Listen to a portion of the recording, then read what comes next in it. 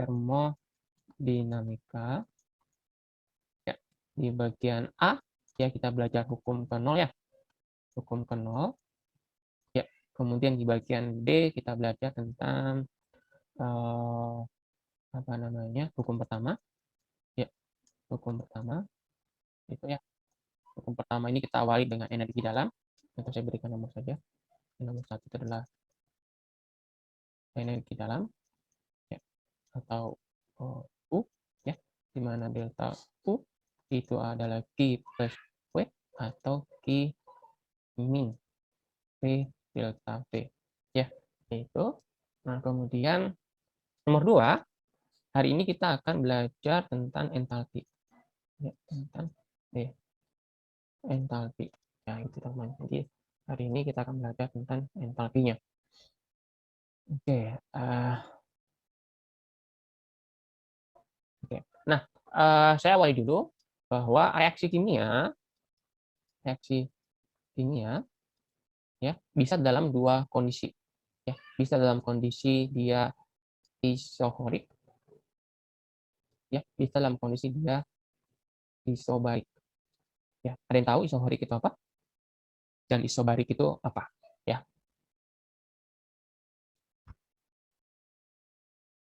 Apa bedanya? Isobarik itu tekanannya tetap. Ya, benar ya. Tekanannya konstan. Ya. Jadi ini tekanan tetap, ya, tekanan tetap. Ya, tekanan tetap. Atau delta P-nya tidak berubah, tidak ada perubahan. Berarti delta P-nya sama dengan 0. 0 ya. 0, Pak. Oke, kalau isohorik ada yang tahu?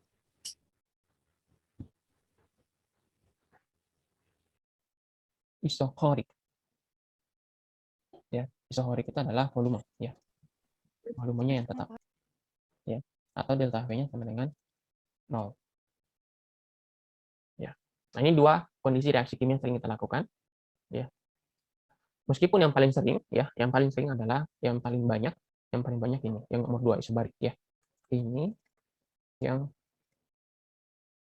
paling umum ya. Ya, kalau ini jarang ya. Ini jarang sekali ya. Ini jarang.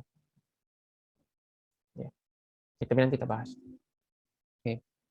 Oke. Nah, sekarang kita akan bahas dulu yang pertama ya, reaksi kimia ya.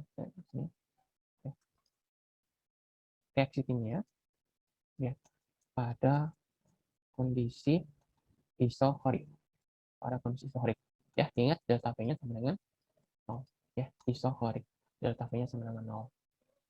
Ya. Oke. Misal lagi ini ya, misalnya ini ya, ini gitu, ini kemudian ini ya. Ini dari sebuah wadah, kita akan melakukan reaksi kimia di sini ya. Misalnya di dalam ini, di dalam tabung ini ya, kita masukkan misalnya CaCO3 ya. Ada yang tahu CaCO3? Kalsium karbonat, bukan? Benar, kalsium karbonat ya. CaCO3 ini dapat terurai ya menjadi CaO dan CO2 gitu. CaO-nya adalah solid, padat ya. CO2-nya adalah gas. Itu kalau ini padat ya. Ini padat gitu.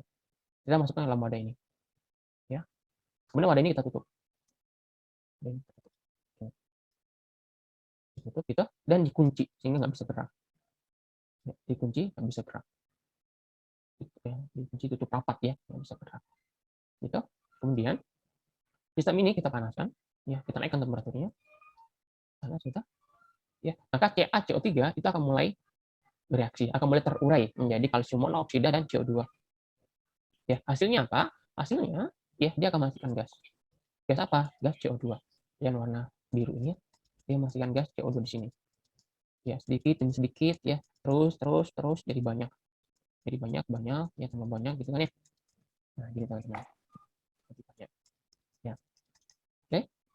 Nah, karena ini kita tutup ya, ini kan kita tutup ya. Ini kita tutup, maka kalau awalnya ini ya, awalnya ini adalah V1 ya. Maka ketika reaksi sudah selesai, V2-nya ini ya. Delta V-nya ya, V2 dikurangi dengan V1. V1 dengan V2 itu nggak ada bedanya. Maka ini sama dengan 0. Yang gitu ya. Ini namanya reaksi pada kondisi isohorik. Kenapa kok isohorik? Tidak ada perubahan volume. Kenapa kok tidak ada perubahan volume? Karena ini dibuat statis. Ya. Sistem reaksinya dibuat statis, tidak mungkin ada perubahan volume. Misalnya gitu. Oke, bisa dipahami itu teman-teman? Ya. Saya lihatkan contoh. Nanti di semester depan nanti akan kita praktekkan itu. Ya. Ada praktikum ini kalor pembakaran naftalena. Alat yang kita pakai itu adalah kalorimeter bom. Ini kalorimeter bom. Ya. Nanti bahan kimianya itu nanti akan kita masukkan ke sini. Bahan kimianya nanti akan kita masukkan di sini. Ya. Alat ini namanya kalorimeter bom. Ya. Dan kalau kita masukkan, maka volumenya ini nggak akan berubah. Ya. Tuh, nanti kita praktekkan ya. Jadi, nanti ini akan kita praktekkan di semester depan ya menggunakan praktikum kalorimeter bom.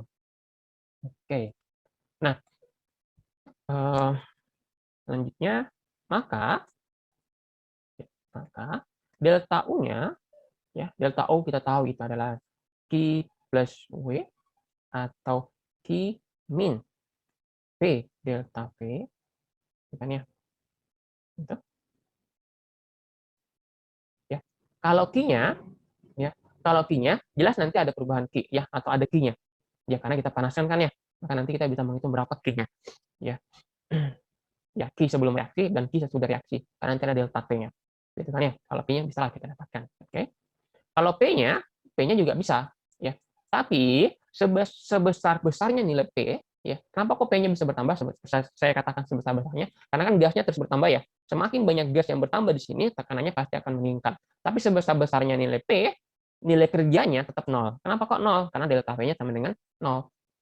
Ya. Maka ya, delta U ya, kalau dia isohorik itu cuma sama dengan Q. Nah, gitu teman-teman. Jadi kalau dia isohorik, delta U-nya hanya sama dengan Q. Ya, Q ini biasanya disebut QV. Kenapa disebut QV? Karena maksudnya Q pada volume tetap atau pada isohorik. Oke. Jadi ini perlu kita ingat ya. Reaksi isohorik ya. Reaksi isohorik. Oke. Sampai sini bisa dipahami, teman-teman? Bisa, Pak. Oke. Sekarang yang kedua. Reaksi kimia ya pada kondisi isobarik ya, isobarik ya atau tekanan tetap ya, tekanan tetap. Nah, analoginya sama kayak tadi. Saya gambarkan dulu. Sama kayak tadi di sini kita masukkan CaCO3 ya. Kita masukkan CaCO3. Kemudian kita tutup. Gitu ya. Ini kurang panjang ya. Panjang dikit lagi. Oke, gitu ya. Oke, setelah kita tutup ya. Tapi bedanya kalau yang pertama tadi ya, itu kita kunci, kalau ini kita tutup ya, tapi tidak atau kita buat licin ya. Ini kita buat licin. Misalnya dikasih oli. Ya, ini kasih oli. Kasih oli dengan ya. Tutupnya kasih oli seperti piston ya. Kalau di motor itu seperti piston. Pistonnya bisa naik turun. Nah, kira-kira gitu. Ya. Sehingga nanti ini tutupnya itu bisa naik turun.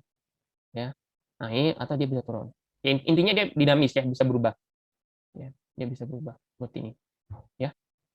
Oke, gitu. Nah, kemudian setelah itu ini kita panaskan. Ya, kita tambahkan temperatur. Akibatnya apa? CO3 yang ini itu akan terurai menjadi CaO dan CO2. Sama kayak tadi, ini gas, ini solid padat, ini juga solid padat. Kan ya? Maka sedikit demi sedikit CO2 itu akan terbentuk di sini. akan terbentuk di sini.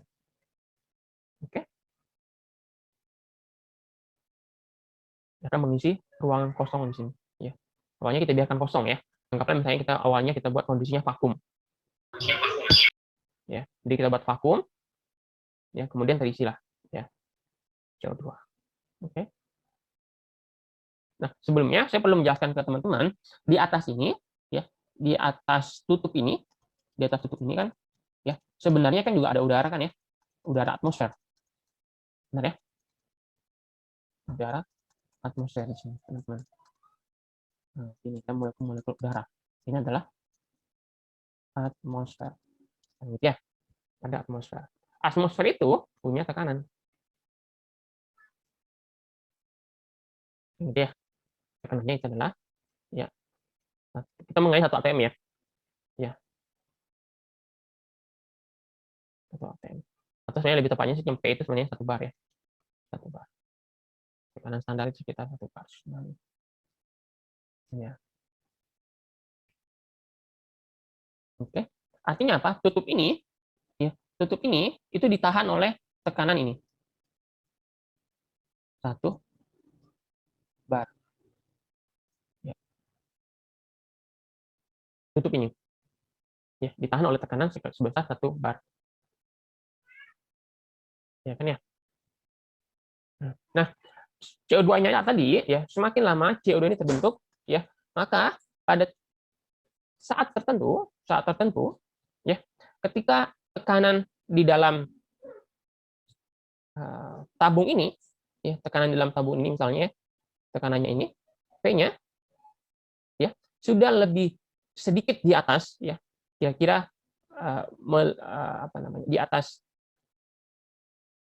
1 bar ya, sedikit di atas 1 bar, maka tutup ini itu akan naik.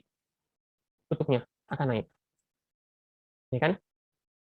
Jadi akan ada kesetimbangan P. Ya. Jadi apa maksudnya kesetimbangan P? Tekanan di dalam tabung ini ya akan selalu sama dengan tekanan di luar tabung. Caranya seperti apa? Tutupnya ini naik. Ya kan ya? Kapan ini nambah sedikit di atas 1 bar, naik lagi tutupnya. Nambah lagi, naik lagi tutupnya. Oke, kebayang teman-teman? Jadi tutup ini kalau tekanannya ya, tutup ini ya, kalau tekanannya naik melebihi 1 bar, maka dia naik. Naik gitu kan ya. Nah, sehingga tekanan dari dalam dan tekanan dari dalam sini dan dari luar sini sistem ini itu akan selalu 1 bar atau mendekati sekitar 1 atm. Oke, bisa dipahami di situ? Kebayang nggak kira-kira?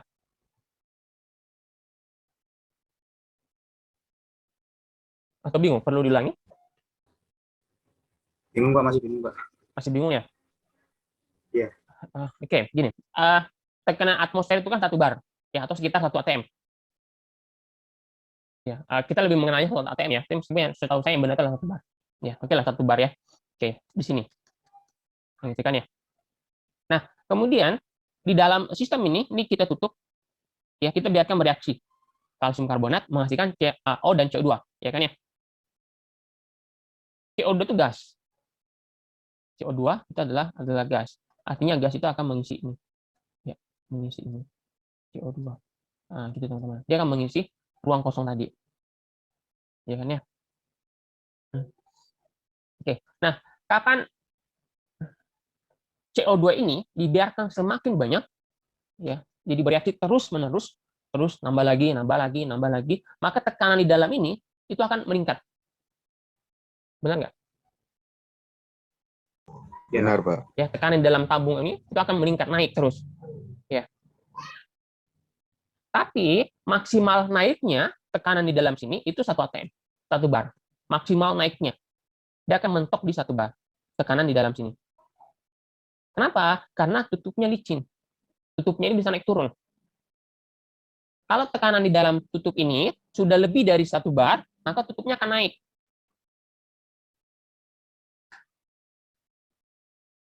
Tutup ini akan naik.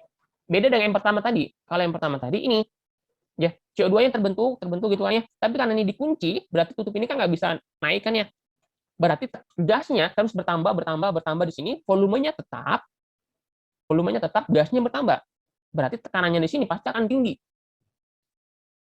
Yang itu ya. Kalau di sini enggak, volume di sini akan tetap sama dengan tekanan atmosfer. Syaratnya apa? Tutupnya ini harus dibuat selicin, sangat-sangat licin, sehingga dia bisa dinamis naik ketika kemudian gas di sini bertambah. Sehingga tekanan di dalam sini itu akan konstan di 1 bar, tetap di 1 bar. Mulai dipahami kira-kira? Bisa Pak. Berarti ada Bisa, Pak. perubahan volume berarti ya? Iya, ada perubahan volume karena ini naik kan ya. Tutupnya ini naik nanti kan ya. Ini tutupnya naik. Nah, itu naik terus gitu kan ya. Gitu. Oke, anggaplah misalnya adalah P1. Gitu. Kemudian reaksinya terjadi sehingga tutupnya naik gitu kan ya di sini misalnya. Maka sekarang ini adalah P2. Ya. Nah, jadi pada reaksi ini ya, pada isobarik ya, delta V-nya ya, sama dengan P2 dikurangi dengan P1 ya, itu tidak sama dengan 0 ya. Bisa positif, bisa negatif. Ya, nanti saya bahas negatifnya kapan. Kalau ini jelas positif ya. Karena V1 ke V2-nya dibesarkan ya. Maka jelas ini kalau ini positif untuk kasus ini. Tapi ada nanti negatif, sebaliknya ada negatif, nanti kita bahas. Gitu kan ya. Oke. P-nya ya tetap. Tidak berubah kan P-nya ya. Nanti akan tetap di 1 bar atau tekanan atmosfer. Oke. Nah, kalau ini karena P1-nya naik sampai jadi V2, maka ini namanya apa namanya nih? Kalau delta V-nya berubah berarti kan sistem melakukan kerja ya kalau ini ya. Sistemnya melakukan kerja. Berarti kerja apa namanya ini, teman-teman? Ekspansi, Pak. Ekspansi ya. Ekspansi. Apakah ada kerja yang kompresi? Jawabannya ada dan banyak ya. Nah, contoh lagi misalnya.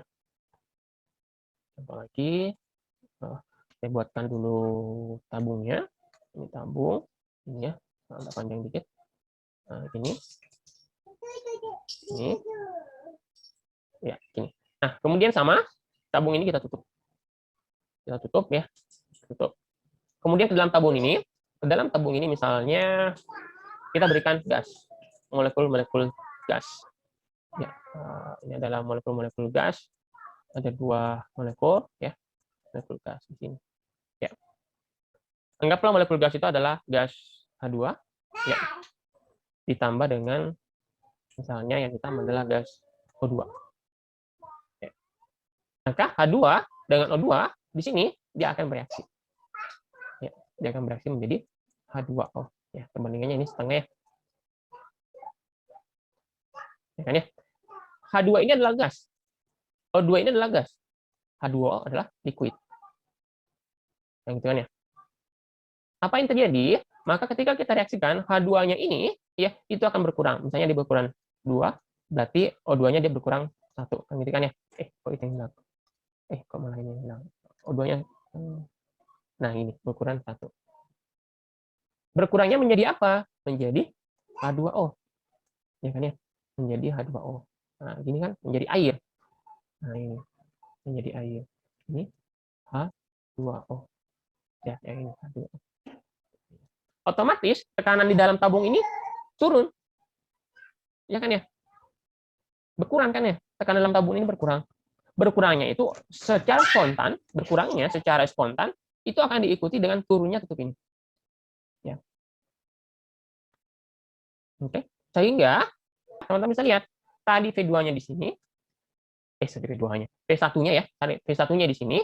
Nah, sekarang V2-nya ada di sini. Ya. Berarti V2 lebih kecil daripada V1. Makanya namanya adalah kerja kompresi. Contoh kerja kompresi. Ya.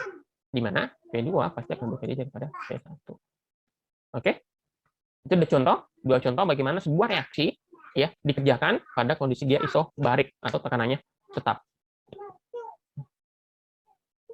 Contoh pertama tadi, kalsium karbonat menghasilkan gas, kalau ini sebaliknya gas menghasilkan liquid. Nah, maka ya untuk kasus ini berarti W-nya itu adalah min P delta V ya.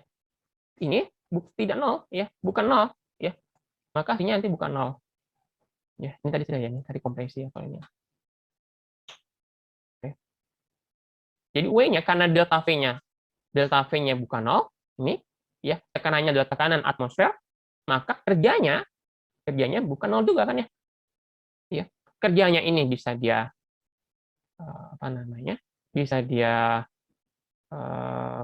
negatif ya, bisa dia positif. Ya. Ya, negatif itu kalau dia melakukan misalnya ekspansi. Ya. Positif itu kalau dia misalnya menerima kerja, ya itu berarti kompresi. Ya. Nah, ini beda ya, kalau ini kan volumenya ya. Ini perubahan volume, kalau ini kerja ya. Jadi kalau kerja ekspansi itu negatif, W-nya, tapi delta V-nya positif ya. Kalau kerja kompresi itu W-nya positif, tapi delta V-nya negatif. Gitu ya. Jadi nilai W-nya ada. Ya. Artinya apa? Pada tekanan tetap, ya. Ini sistem bisa menerima kerja atau bisa melakukan kerja. Gitu teman-teman. Oke, bisa dipahami? Bisa, Pak. Oke, nah sekarang saya tunjukkan. Ini siapa? Sekarang kita akan masuk ke entalpi nih ya. Dikit lagi kita akan masuk ke entalpi. Ini masih pengantar untuk masuk ke entalpi. Ini saya hapus saja dulu ya biar lebih rapi kelihatan. Dalam kehidupan sehari-hari,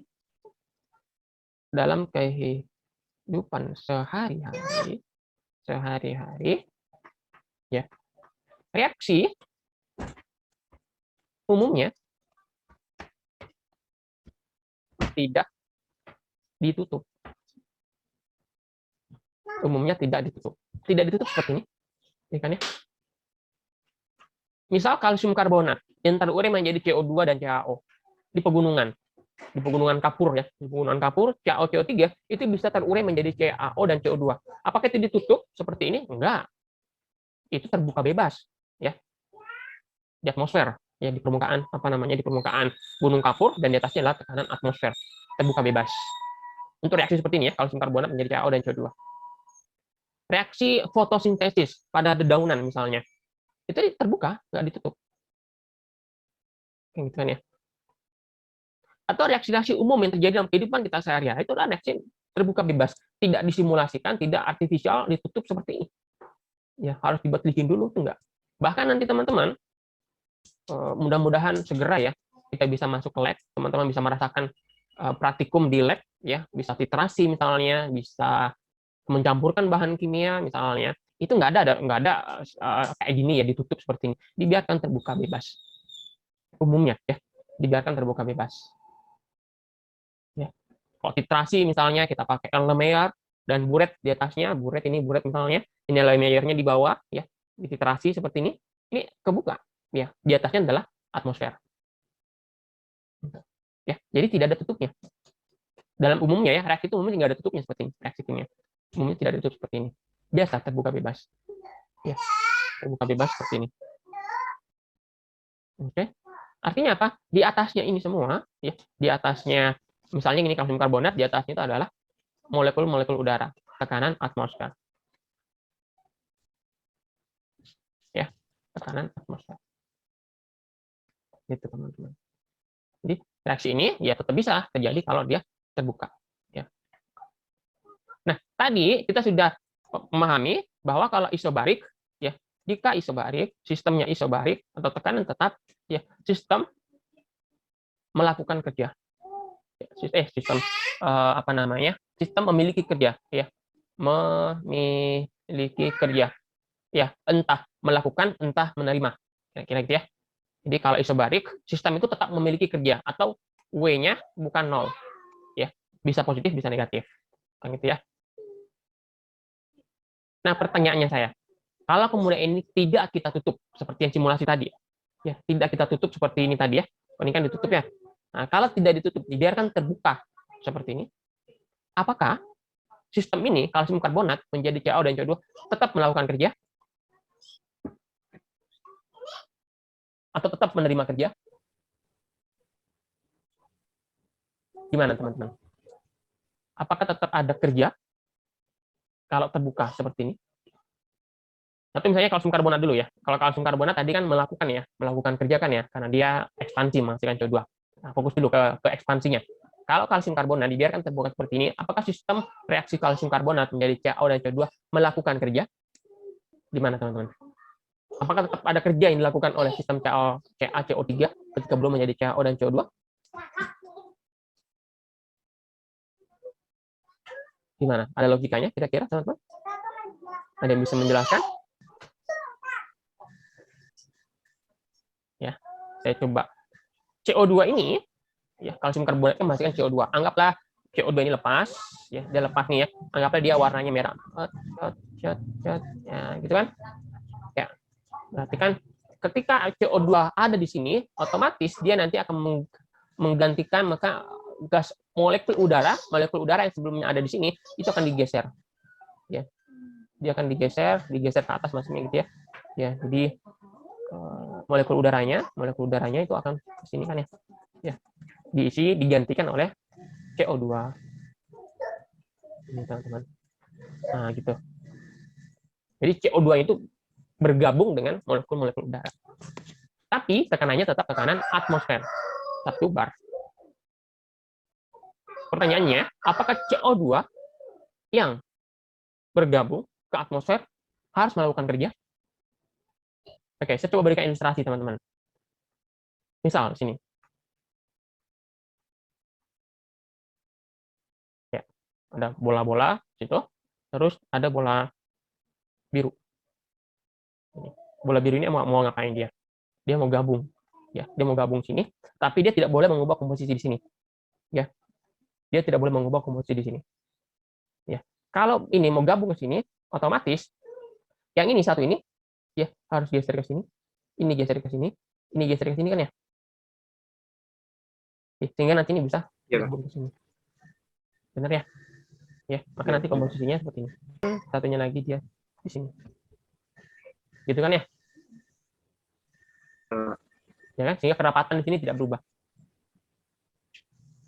Oke. Nah, kalau ini harus ke sini, maka ini yang biru ini dia harus menggeser ini, menggeser ini.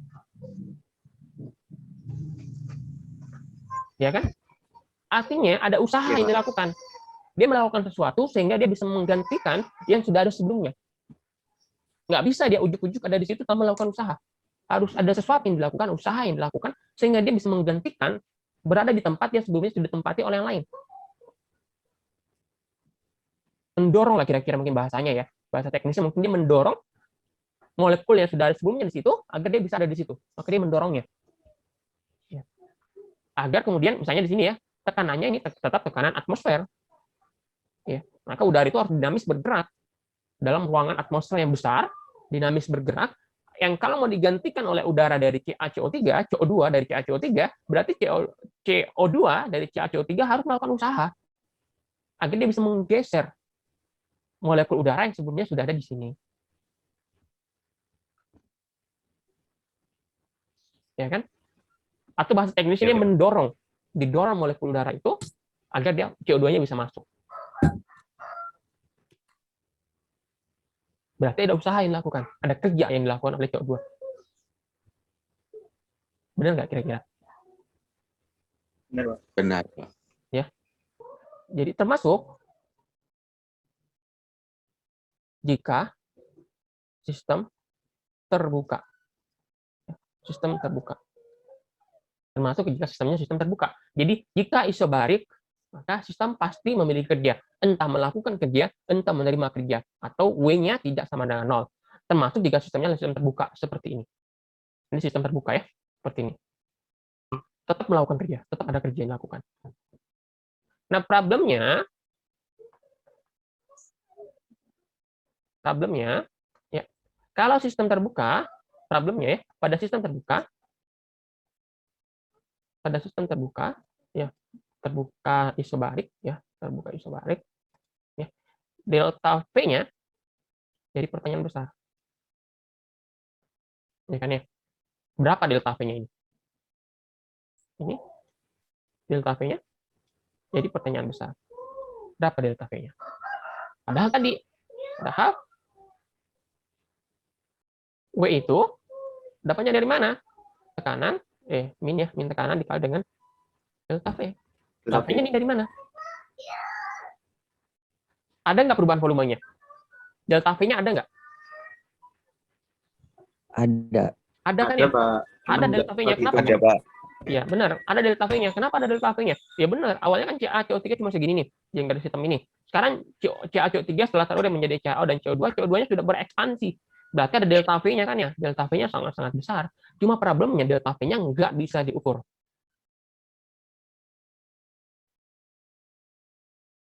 Ya kan? Nggak mungkin bisa diukur. Berapa delta V-nya?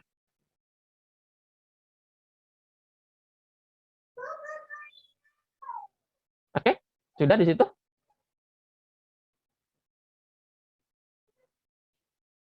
Oke. Nah, atau sebelum itu, nah, atau 6 lah ya. Oke, saya jelaskan di halaman yang baru. Isobarik plus sistem terbuka. Ya, ini adalah sistem reaksi kimia yang paling umum. Yang paling umum terjadi. Ya. Jadi sistem reaksi kimia dalam kehidupan kita sehari-hari yang paling banyak modelnya, sistemnya adalah sistem dia isobarik, tekanan atmosfer, dan dia terbuka, enggak ditutup. Itu yang paling banyak terjadi dalam kehidupan sehari-hari. Ya kan ya? Sehingga kalau kita menghitung delta U-nya, ya, atau bukan sehingga ya, di mana ya, W-nya tidak sama dengan 0. Ada. W-nya ada. Gitu kan ya, entah positif dan negatif. Ya. Ya. Sehingga ya, delta U-nya Q plus W. Ya, Q plus W. Ya. Atau di mana W itu Q min P delta V. Kan ya? Delta V. Kalau sistemnya isobarik plus terbuka, delta V tidak bisa diukur. Ya, tidak bisa diukur. Delta V-nya ini tidak bisa diukur. Nah, itu ya. Maka ya, persamanya ini delta U ya plus delta U sama dengan Q min P delta V menjadi I sama dengan delta U plus P delta V. Ya.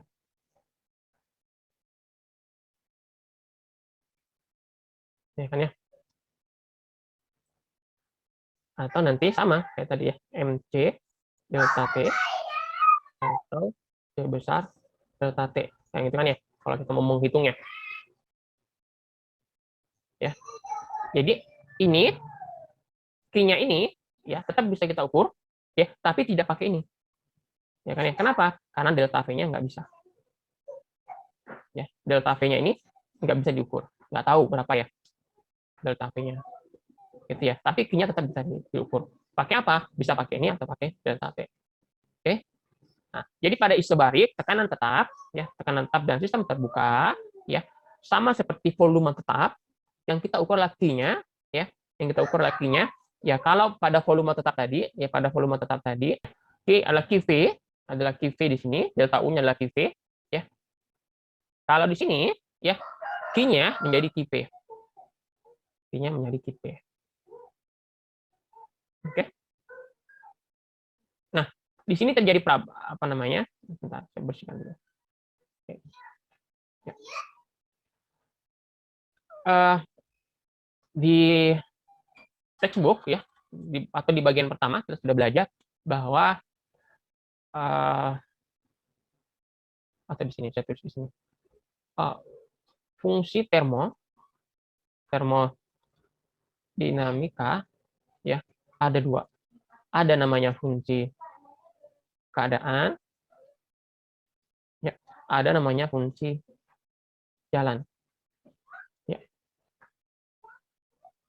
Ya. Fungsi keadaan itu yang dilihat adalah awal dan akhir.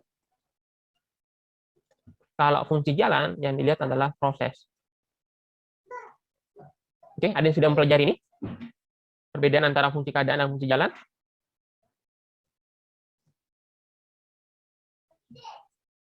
Oke, contoh misalnya ya. Saya berikan contoh gini, teman. Contohnya gini. Contohnya gini. Ini ada balok. Balok. Ya, balok ini akan kita pindahkan ke sini. Akan kita pindahkan ke sini. Balok ini pindahkan ke sini. Ya, cara memindahkannya satu kali angkat. Ya, ini cara memindahkannya. Satu kali angkat seperti ini, atau berkali-kali angkat.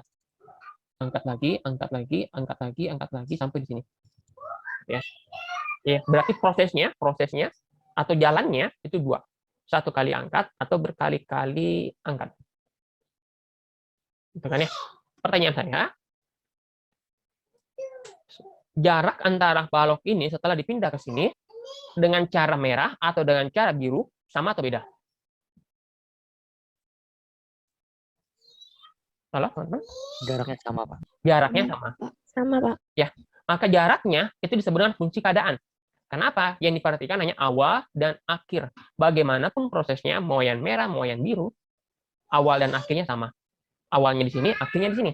Mau dia belok-belok dulu, ya dibawa ke sana dulu, dibawa ke sini lagi, dibawa ke sana dulu, dibawa ke sini lagi, sampai akhirnya di sini. Ya, mau sekali lurus langsung, mau mundur dulu ke belakang, ke sini dulu, ya ke belakang dulu, baru nanti ke sini, ya awal dan akhirnya sama. Namanya fungsi keadaan. Untuk jaraknya, ya, jaraknya ini ke sini ya. Ya. Oke. Nah, tapi teman-teman, usaha yang kita lakukan, usaha atau kalor yang kita lepaskan, kalor yang lepas, ya, energi yang lepas. Misalnya ini kita angkat dengan tangan baloknya, ya. Usaha yang kita lakukan, kalor yang lepas dari tubuh kita, energi yang lepas dari tubuh kita, cara merah dengan cara biru sama atau beda? Atau mungkin bahasa teknisnya capeknya kita merah dengan biru ini sama atau beda? Beda. Beda. Pak. Beda, Pak. Beda kan ya? Beda. Logikanya yang biru ini akan lebih capek dibandingkan yang merah. Benar nggak? Yang biru lebih capek karena diangkat taruh lagi, diangkat taruh lagi, diangkat taruh lagi. Kenapa nggak sekalian ya? Nah, kalau sekalian itu mungkin keringat, kalor yang lepas dari tubuh kita, ya misalnya dari keringat, bisa kita lihat dari keringat kita, itu akan lebih sedikit yang merah dibandingkan yang biru. Ya, kita akan lebih berkeringat, gitu ya. Gitu. Maka perubahan kalor, perubahan kerja yang kita lakukan, ya itu ditentukan oleh prosesnya. Kalau prosesnya biru ini, kita melepaskan lebih banyak kalor, kita melakukan banyak usaha dibandingkan yang merah. Ya, maka Q dan W itu adalah fungsi jalan. Ya, ini adalah fungsi jalan, teman-teman. Gitu ya. Itu adalah fungsi jalan. Sementara, jadi ini adalah fungsi jalan. Gitu, teman-teman. Yang delta U dan delta V ini semua adalah fungsi keadaan. Ya, delta U air panas menjadi air dingin, delta U-nya beda. Mau diubah dengan cara apapun delta U-nya, bedanya tetap sama. Ya, maka fungsi ini adalah fungsi keadaan. Ini adalah fungsi keadaan. Nah, gitu teman-teman. Muncul problem ini. Maka ini ambigu. Ini nggak konsisten namanya. Fungsi ini adalah fungsi jalan, sebelah kiri, di sebelah kanannya ke fungsi keadaan. Ya, harusnya kalau ini adalah fungsi keadaan, ini harusnya juga fungsi keadaan. Maka disepakatilah, ya, harusnya tipe, ya, kalor pada tekanan tetap, Ulangi lagi, kalor pada tekanan tetap harusnya juga kunci keadaan. Kenapa? Karena dia berasal dari dua kunci keadaan, delta U dan delta V. Maka harusnya QP ini adalah kunci keadaan. Jadi harusnya QP adalah kunci keadaan. Ya, meskipun secara default Q itu adalah fungsi jalan secara default ya. Tapi kalau dia pada kondisi isobarik, tekanan tetap, QP itu harusnya dia adalah kunci keadaan. Harusnya QP itu adalah fungsi keadaan, hanya dipengaruhi oleh keadaan awal, keadaan akhir. Kalau Q itu pada tekanan tetap. Sehingga diganti simbol agar tidak ambigu, karena kalau Q itu kan fungsi jalan. Gitu ya. Tapi kalau QP itu adalah fungsi keadaan. Kalau Q fungsi jalan, kalau QP fungsi keadaan. Agar tidak ambigu sama-sama Q, maka diganti QP ini, ya, QP ini diganti menjadi delta H. Atau perubahan entalpi. Ya, atau perubahan entalpi gitu teman-teman. Ya. Maka ketemulah persamaan yang baru. Namanya adalah perubahan entalpi. Itu apa? Delta H yang tidak lain itu adalah QP. Delta H yang tidak lain adalah QP sama dengan delta U plus P delta V. Ya, gitu teman-teman ya. Bagaimana cara mengukur delta H? Bisa macam-macam, ya. Sama kayak tadi, misalnya pakai MC delta T, ya, bisa C besar delta T, itu bisa saja kita pakai. Ya, karena kenapa? Delta itu aslinya adalah Q sebenarnya, tapi Q pada P tetap. Ya, aslinya adalah Q. Oke, itulah asal muasal munculnya entalpi. Ya, kalau ditanya entalpi itu apa? Entalpi itu adalah perubahan kalor sistem pada tekanan tetap atau QP. Oke, sudah bisa dipahami di situ, teman-teman? Bisa, Pak.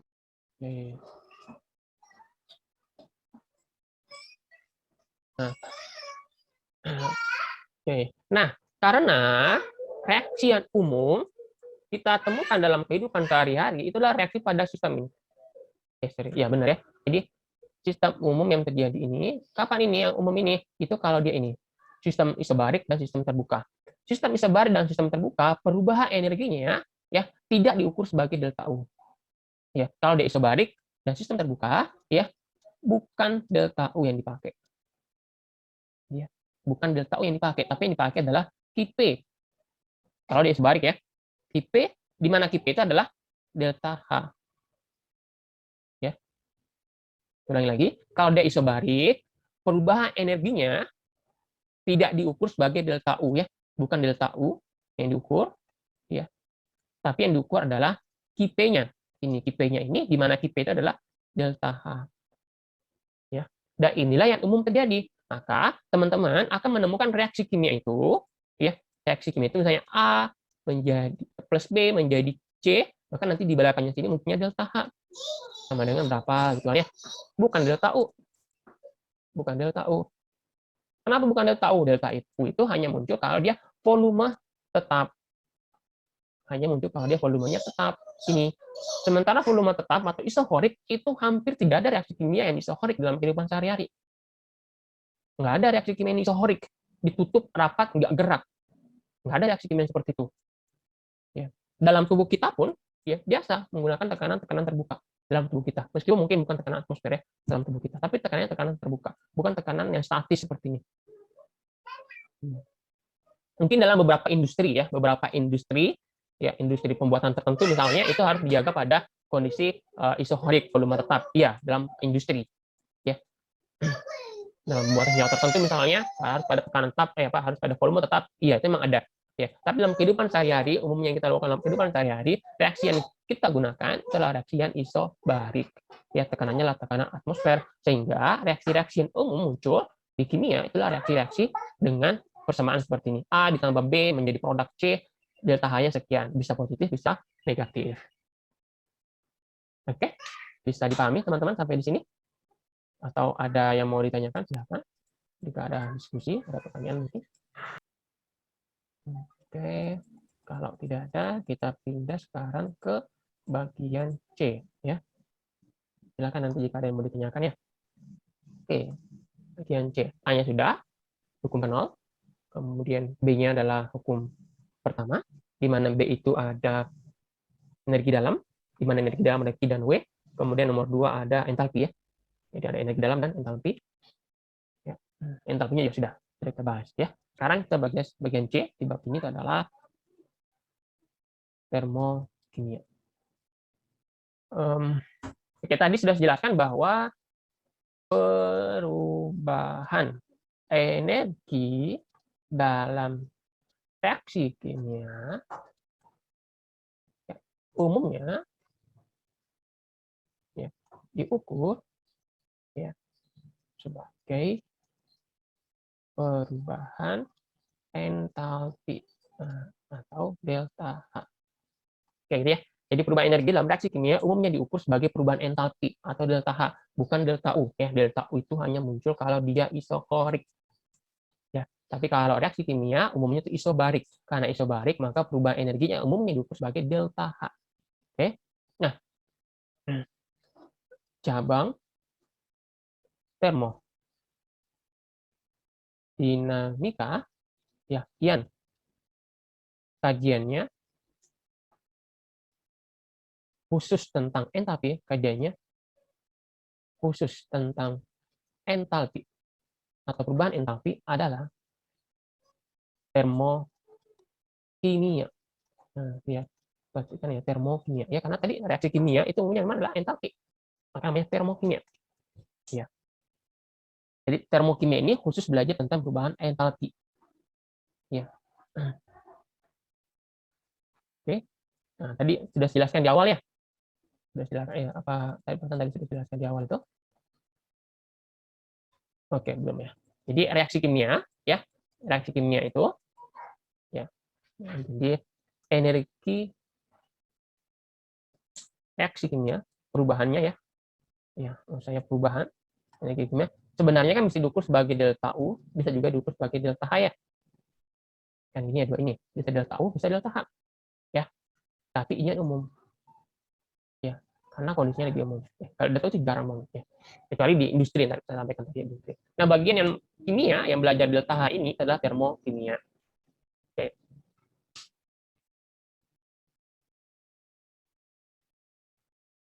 Artinya apa? Jika disebutkan persamaan termokimia, kalau teman-teman dengar persamaan termokimia, ya ini teman-teman, persamaan termokimia, tuliskan persamaan termokimia misalnya. Itu adalah ya reaksi kimia ya disetarakan kan, dan disertai delta H-nya. Nah, gitu. Itu namanya persamaan termokimia. Ya. Persamaan termokimia itu adalah reaksi kimia yang sudah disetarakan disertai dengan delta H-nya. Ya. Kenapa delta H-nya? Karena dia persamaan termokimia. Ya, contoh. Misalnya ini ya. CH4 ya ditambah dengan O2 ya menjadi CO2 ditambah dengan H2O. Ya. Nanti harus lengkap dengan fasanya ya. Ini adalah gas, ini adalah gas, ini adalah gas, ini adalah liquid. Ya. Semua disetarakan. Mana ini adalah 2, kemudian ini adalah 2. Nah, dilengkapi dengan delta H-nya. Ya. Sama dengan minus 890 kilojoule per mol.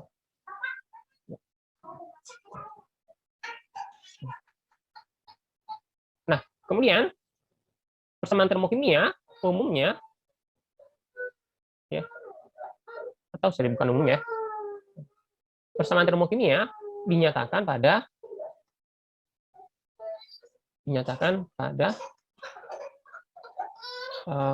atau salah juga ya kalau seperti itu ya, karena bisa aja sih ya. Saya salah. Benar tadi ya. Oke, jadi persamaan termokimia umumnya ya dinyatakan ya pada keadaan standar ya, pada keadaan standar ya, pada keadaan standar atau STP ya. Ya, satu bar ya 25 derajat Celcius. Kalau seperti itu, maka nanti ini ya ada tanda superscript-nya di sini. Artinya itu pada keadaan standar. Kalau tidak ada, berarti bukan pada keadaan standar. Bisa jadi pada temperatur tertentu atau bisa jadi pada tekanan tertentu. Tekanannya 1 bar dan 298,15 Kelvin ya temperaturnya.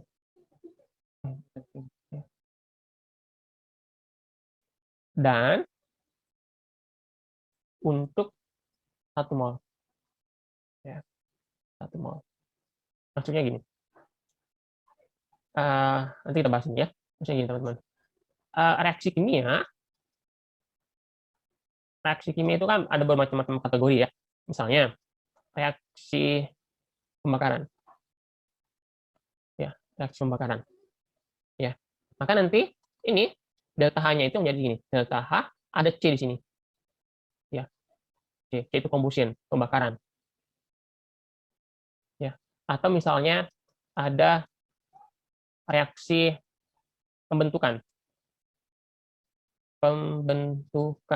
Maka nanti delta H-nya di sini ada F di sini, F itu formation, pembentukan. Atau misalnya tergantung nanti ya nama reaksinya apa, reaksi solvasi. Ya, pelarutan. Maka nanti di sini delta H-nya menjadi ini ada solve. Ya. Gitu ya. Nah, maka nanti harus 1 mol. Ya, contoh. Reaksi pembakaran. Pembakaran tadi misalnya CH4. Ya, ini gas ya, ditambah dengan O2. O2 ya. Tambah dengan O2. O2 juga ini gas ya, menjadi CO2 ini gas ditambah dengan 2H2O. Ini 2 ya. 2H2O ini 2. Oke. Ini adalah reaksi pembakaran ya, ini adalah liquid. Maka nanti harus ada delta H-nya di sini. Misalnya kalau itu diukur pada keadaan standar berarti di sini karena adalah reaksi pembakaran ya, CH4 dibakar dengan O2, maka sini ada C di ssini combustion, kemudian di sini tulislah berapa nilainya. Pembakaran itu pasti eksotermis ya. Ini 890 kilojoule per mol. Maksudnya setiap 1 mol apa? Artinya 1 mol ini yang dibakar apa? CH4. Maka ini koefisiennya di sini harus 1 ya. CH4 ini koefisiennya 1. Contoh lagi ya, saya tunjukkan lagi contoh. Misalnya ini C6H6 liquid. Ada yang tahu ini nyawa apa namanya? C6H6? Halo, teman-teman. C6H6 itu apa? C6H6. Benzen. Benar, bentena. Ini siapa namanya nih? Boleh tahu nimnya? Yogi, Pak. Nimnya. 10. Oke, 0010 ya. Namanya siapa? Yogi. Yogi. Ya, oke, terima kasih ya Mas Yogi ya. Ini benten. Ya, nama 6. Benten ini itu dibentuk dari unsur-unsurnya. Ya, dibentuk dari unsur-unsurnya. Apa unsur-unsurnya ini? C dan H2 ya. Unsur H2 itu stabil pada unsur hidrogen stabil pada H2, yaitu 6C dan 3H2. Membentuk 1 mol C6H6. Makanya namanya reaksi pembentukan. Maka nanti muncullah di sini delta HF formation. Kalau diukur pada keadaan standar, maka ada subscript-nya di sini nilainya sebesar plus 49. Kalau plus sebenarnya nggak usah ditulis ya. Kalau plus itu nggak usah ditulis karena kalau seperti ini maksudnya sudah plus ya. 49 kilojoule per mol. Kenapa per mol? Karena di sini pembentukan formation 1 mol benten ya, C6H6. Ya, itulah persamaan termokimia. Jadi persamaan termokimia ya, seperti ini tadi ya, umumnya diukur pada keadaan standar, 1 bar 298,15 Kelvin dan nanti disertai dengan subscript-nya dan dinyatakan untuk 1 mol, tergantung jenis reaksinya. Kalau reaksi pembakaran berarti 1 mol yang dibakar, kalau ini misalnya C4 atau 1 mol pembentukan. Kalau dari reaksi pembentukan berarti ini bentennya 1 mol. Itu. Kemudian oke, ada pertanyaan, teman-teman? Oke. Ya.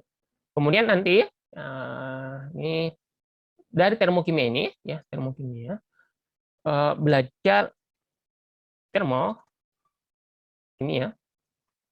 Ya, nanti kita akan belajar menentukan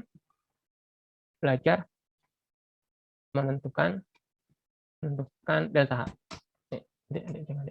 Ya, belajar menentukan delta H. Nanti misalnya bisa pakai entalpi pembentukan. Jadi delta H reaksi ya, delta H reaksi bisa kita cari tentukan menggunakan entalpi pembentukan ya. Jadi entalpi pembentukan. Ya, pembentukan bisa pakai hukum Hess misalnya ya. Nanti juga kita akan belajar atau bisa secara eksperimen. Ya.